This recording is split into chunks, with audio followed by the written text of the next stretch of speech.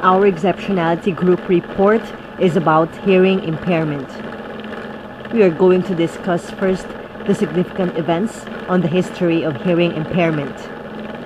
We start from the prehistoric era to the present time. Deafness was one of the major impairments that already existed. In fact, individuals with physical impairments were part of the social order before the evolution of humans. Although deafness was not really that known yet, only the major and minor impairments of Homo sapiens existed during this period. During the Middle Age period, many impairments such as intellectual disability, mental illness, deafness, and epilepsy were thought to have supernatural or demonological causes. In the Old Testament, disability was also perceived as a punishment made by God. The belief that illness was inflicted by a supernatural power was widespread among ancient people.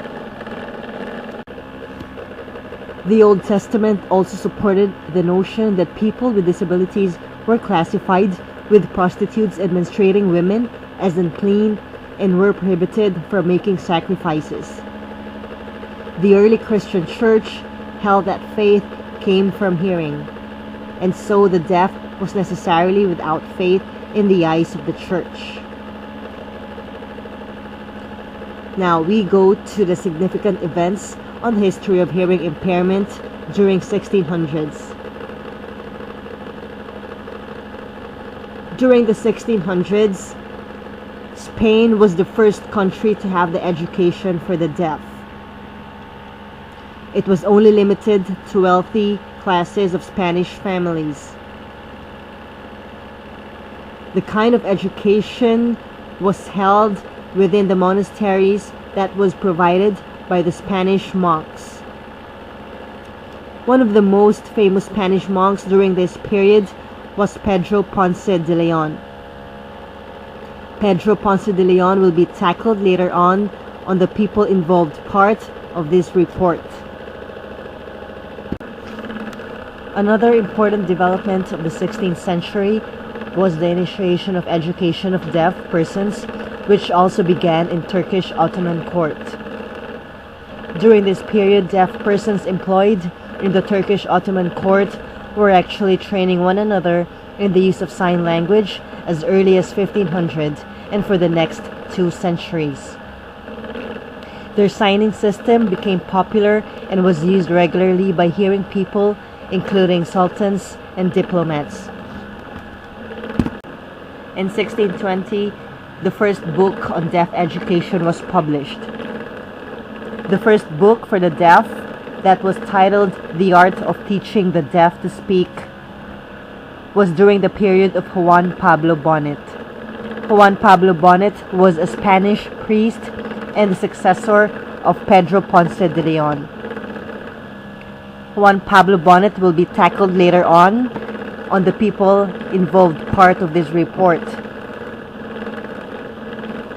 Juan Pablo Bonet further disseminated De Leon's methods, publishing it in Spanish. So now we proceed to the 1700 era. During the 1700s, Pedro Ponce de Leon's methods spread out in France. Late 17th century was a gradual proliferation of residential schools for both deaf and blind persons. Schools for the deaf began in Spain and France and gradually spread to other European countries and the United States. Pedro Ponce de Leon's methods were also carried forward by Charles Michael de Lipay. In 1755, de Lipay, a Paris priest, established the world's first public residential school for the deaf persons in Paris. By 1783, the school had 68 pupils. Now we go to the era of 1800s. Although de Lipay believed that sign language was a primitive form of communication, he believed that it was effective for deaf people. On the other hand, a controversy developed regarding two competing philosophies for educating deaf persons: oralism and manualism. So the debate had started among the oralists, manualists, and combinists. The 1800 era made extensive efforts to develop treatment interventions for people with disabilities, including the deaf, blind, and people with mental disabilities. And it led to the ascendancy of a professional class of physicians, educators, and caretakers. The number of schools for students grew rapidly in US and Europe. Delépée died in 1789 and was succeeded by Abbe Sicard, who was a French instructor for deaf mutes. Abbe Sicard had previously headed a school for the deaf founded in the Bordeaux region of France in 1786. Sicard subsequently hosted Thomas Gallaudet of the United States during the latter's visit to Paris in 1816 and assisted Gallaudet in establishing the first school for the deaf in the United States the following year. So in 1817, first American school for the deaf was established. In 1818, it was the start of deaf schools spreading out in Europe. 1840, US Census began counting people labeled as idiotic or insane. In 1872, suppression of sign language was championed by Alexander Graham Bell. Alexander Graham Bell was a British inventor of the telephone. He opened a speech-based school for teachers in Boston, intending to banish the use of sign language and encouraging deaf persons to pass as hearing individuals. In 1880, at the International Congress of Education of the Deaf, which met in Italy, a resolution passed that banned the use of sign language in the education of deaf children. We are now in the era of 1900s. In early 1900s, even though the society still perceived deaf as naive and incompetent in France, this was the century of institutions and interventions. In 1988, deaf students at Gallaudet University gained national attention by advocating for a deaf president. In addition to initiating the Deaf President Now movement, the students sought a deaf majority on the university's board of directors. The university's first deaf president, I. King Jordan, was subsequently appointed, and the first deaf chair of the board, Philip Bravin, was selected. During the decades following World War II, the oral manual controversy persisted. In the late 1900s, social reformers sought segregation and prohibitions on marriage and procreation by people with disabilities. Conditions and facilities for people with mental disabilities were deteriorating, and deaf persons were fighting to be able to use sign language in their schools. Therapeutic advance on educating deaf people was also the main issue during this era. Curriculum emphasis in deaf education as a field have not been closely tied to those in public education for hearing students. In science, math, and social studies, for example, the relevance of the curriculum movements of the 1960s and 1970s, especially those focused on active learning and articulation across grades, were not adequately explored for school programs serving deaf students. Approaching the problem of teaching language effectively had also been complicated by the inclusion movement. In most public schools, teachers lack adequate training in such areas as reading and cognition, and even in the general practices that may be more effective with deaf learners. Now we are on the era of 2000s. The usage of oralism and manualism were still both prevalent. More educators and psychological researches in the education of deaf during this period. Despite this progress in research, however, educators have not been very successful in improving the general reading skills of deaf students. In the United States, deaf students on average graduate from high school well below grade level in reading.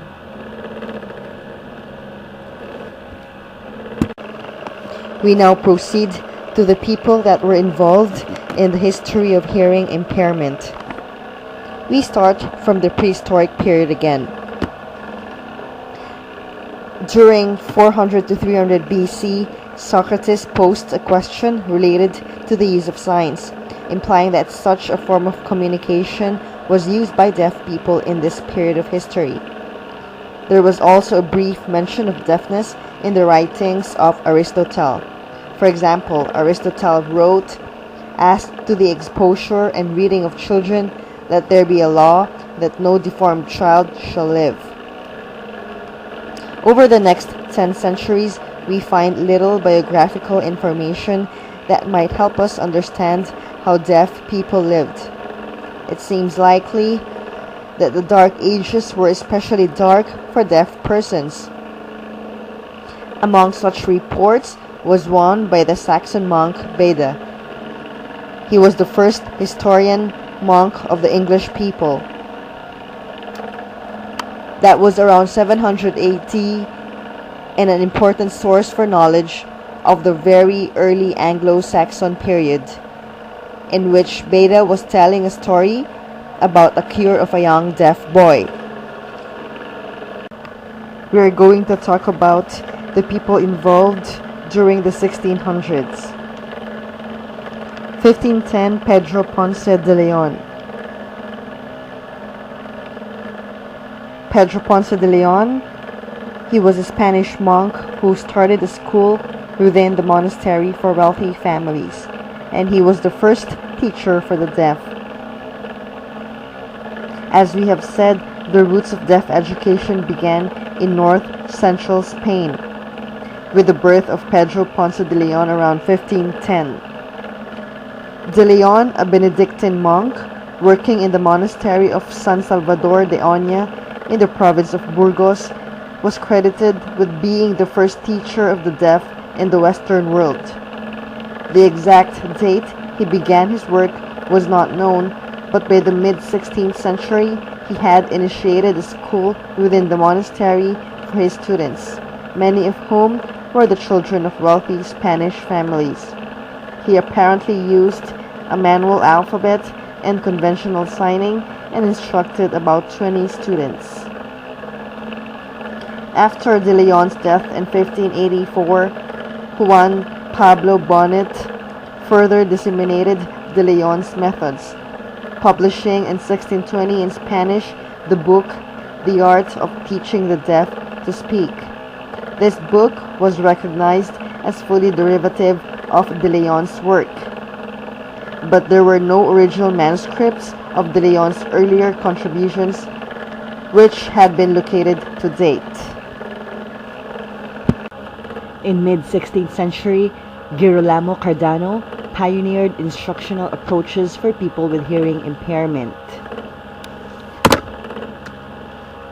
Cardano, who elaborated on the uniqueness of deaf people being able to communicate through reading and writing rather than through hearing and speaking. George de Lagarno, a Scottish writer, linguistic, who designed the first finger alphabet for deaf people. De Lagarno wrote that deaf people were equal in apprehension and memory to those that have all their senses and equally capable of instruction. Delagarno also made a comment about the use of signs with deaf infants. This observation of the nature of visual communication with deaf children during infancy showed that Delagarno was far ahead of his time. Daniel Defoe, who was a journalist and the author of Robinson Crusoe, recommended creating government-sponsored residential institutions for persons with intellectual disabilities. In 1720, Defoe also made a real deaf-mute person the hero in his book, The History of the Life and Adventures of Mr. Duncan Campbell, and he described sign language and approaches to deaf education in considerable detail. In 1755, Delisle, a French priest, established the world's first public residential school for deaf persons in Paris. By 1783, the school had 68 pupils.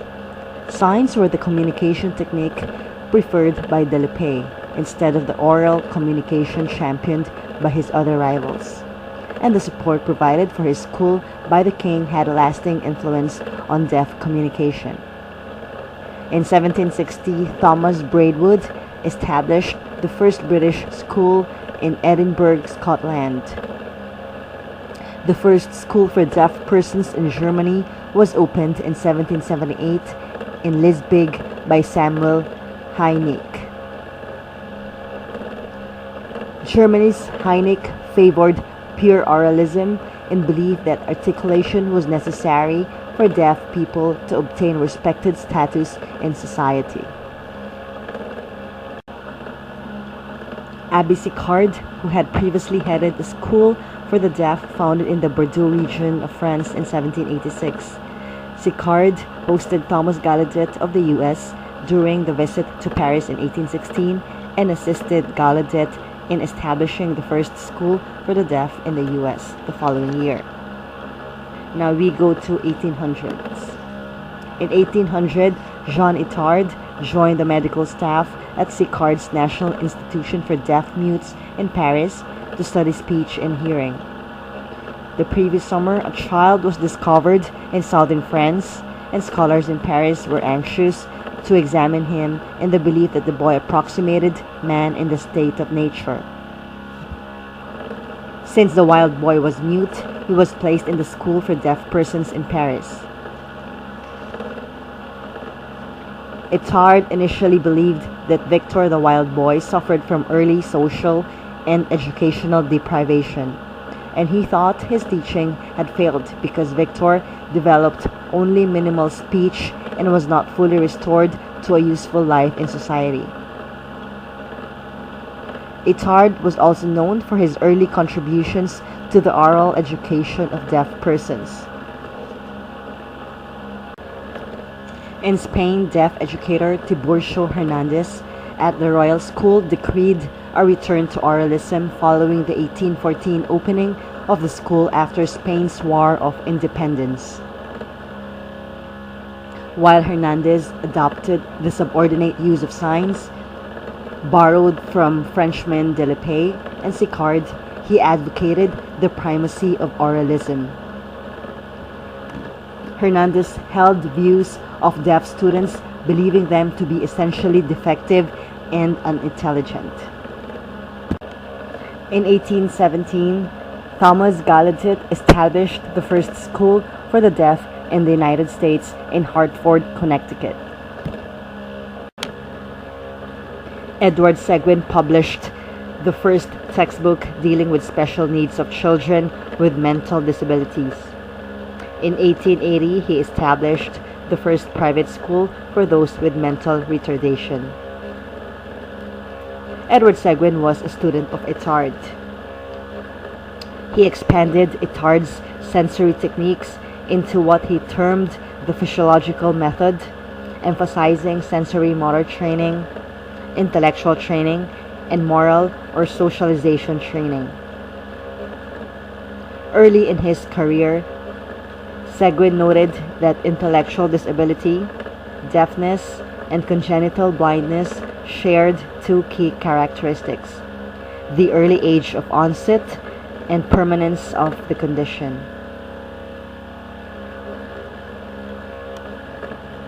In 1872, Alexander Graham Bell. Bell was the British inventor of telephone. Alexander Graham Bell opened speech-based school for teachers in Boston and eradicated sign language. He disagreed that the combined system of spoken and sign language communication in instruction to be continued in the schools and sign language to be preserved. He advocated teaching speech to deaf children and against the use of sign language. He viewed sign not as a language but as a vernacular that made it difficult for deaf people to accommodate the larger society. Now we go to 1900s. As we have said, Itard was famous for also contributing to the oral deaf education. 1907, Delia Delight Rice. She was an American teacher of the deaf. Rice had been invited to come to the Philippines to make a speech and to teach deaf children at the Philippine Institute for the Deaf. Now we go to the era of 2000s. Year 2000, Christy Smith. Christy Smith was an alumni of Gallaudet University. She was a deaf athlete and she joined the competition at the Survivor reality show. We're going to discuss now the legislation on the history of hearing impairment. During the prehistoric period in the Old Testament of Leviticus, a Hebrew law came up to legislate for the protection of the deaf. Deaf persons without speech were viewed as children under Hebrew law and provided with the same protection as children. Early Roman law chiefly protected the property rights of people with disabilities. Persons who were designated as deficient in early Roman times were provided with guardians to assist in the management of their affairs. Deaf persons capable of speech were granted authority to discharge legal obligations such as marriage and property ownership. Deaf persons without speech were classified alongside persons with intellectual disabilities, mental illness, and infants, and were forbidden to perform any legal acts. Later Roman law enumerated the specific rights of people with disabilities. The Justinian Code classified persons with disabilities in detail and delineated rights pertaining to different types and degrees of disability. For example, people with mental disabilities were not permitted to marry. Drawing on the Jewish discrimination between degrees of deafness, the Justinian Code identified 5 classes of deafness. The code became the basis of law in most European countries from the 6th to 18th centuries. In the ancient Greek period, infanticide was practiced. This was a practice of killing newborns who had been born with deformities. The notion that Greeks practiced infanticide of children with disabilities has been widely accepted. However, this practice was not as widespread as has been believed. In ancient Greece and Rome, infanticide was practiced for economic reasons when there were too many children. 5th century AD, Talmud, Jewish oral law, and rabbinical teachings. The Talmud law came from the Hebrew and was pertaining to Jewish law, ethics, and philosophy. Talmud was the basis for all codes of rabbinic laws. Although there was not much relevance to the deaf legislation, this Talmud Jewish oral law was under the Hebrew law that implicated the concern and protection of all the children. Now we are on the legislation on the 1600 era. 15th century, the Law of the 12 Tables. The Law of the 12 Tables was about the legislation of the ancient Roman law. During the ancient Roman period, there were two types of citizens, the plebeians and the patricians. The plebeians were the normal citizens of ancient Rome, and the patricians were the privileged classes of ancient Rome. The Law of 12 Tables enabled the plebeians to become acquainted with the law and to protect themselves against patricians' abuses of power. This Law of 12 Tables also applied to citizens or children with disabilities during the ancient Roman period so as to protect themselves from any kind of abusive power. 1800 era. In 1864, President Lincoln signed legislation authorizing Columbia to confer college degrees.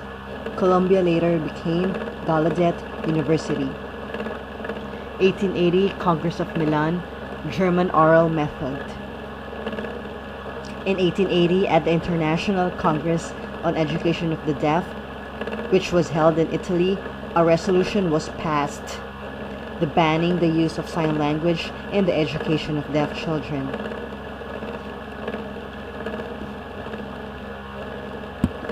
And in 1889, a resolution was passed objecting to discrimination against the deaf in civil service and the use of asylums as reference to the schools for the deaf.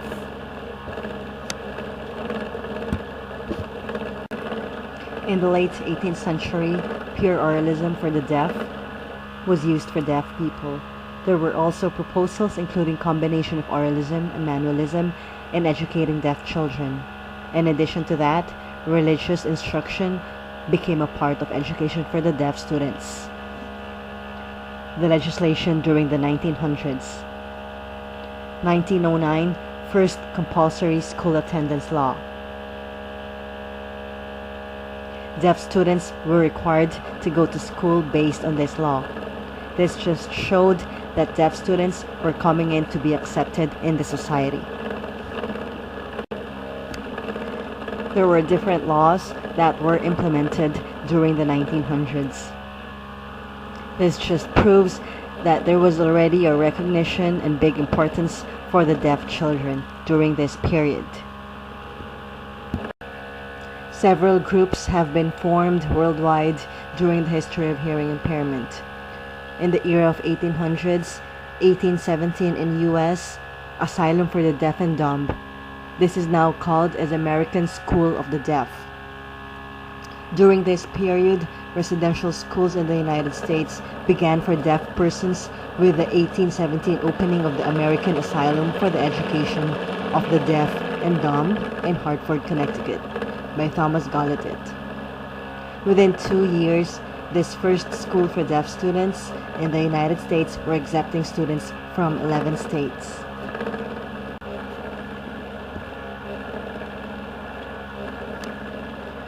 The American Annals of the Deaf is a professional journal dedicated to quality in education and related services for deaf or hard-hearing children and adults. It was first published in 1847, and the Annals, it is the oldest and most widely read English language journal dealing with deafness and the education of deaf persons.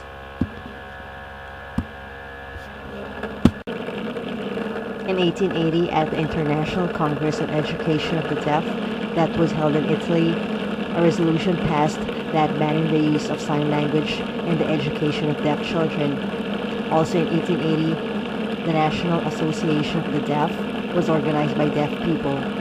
This organization would become the leading association fighting the oralists for manual instruction of deaf people in the United States. In 1890, British Deaf and Dumb Association, it is now called British Association of the Deaf, was formed. One of these first self-advocacy organizations by people with disabilities was this group. This was initially organized in 1890 in direct response to the International Congress sign language ban and the view that deaf persons did not need to be involved in matters that concern them. The segregation of individuals with similar impairments also afforded people with disabilities opportunities to begin to develop group identities. By the close of the 19th century, deaf persons advocating for manual education and control of their own schools had begun to unite into the first disability political action groups. 1970, Independent Living Movement was formed in U.S.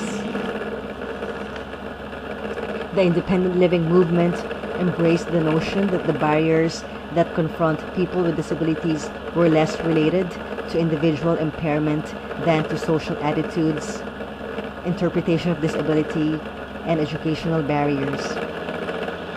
Self-determination in the U.S. has focused on the Independent Living Center as a primary coordinating organization by which disabled people engage in the advocacy and education activities needed to meet their individual and collective goals.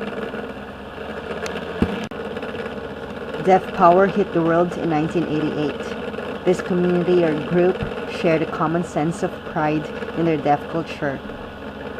An event known the Deaf President Now movement was formed during this period as well. The deaf students at Gallaudet University in Washington, D.C. forced the closure of their campus for a week, demanding that a deaf person be hired as university president. This protest activity began in 1988 and did not have any single cause. Rather, there seemed to be several factors at work. One cause may have been the success of the Deaf President Now protests at Gallaudet University. Gallaudet University in Washington, D.C. again, serving deaf students, had never been led by a deaf president, and students were demanding that the university trustees select one in a series of large-scale demonstrations. Partly as a result of that protest, there appeared to have been a change in political culture regarding disability around that time.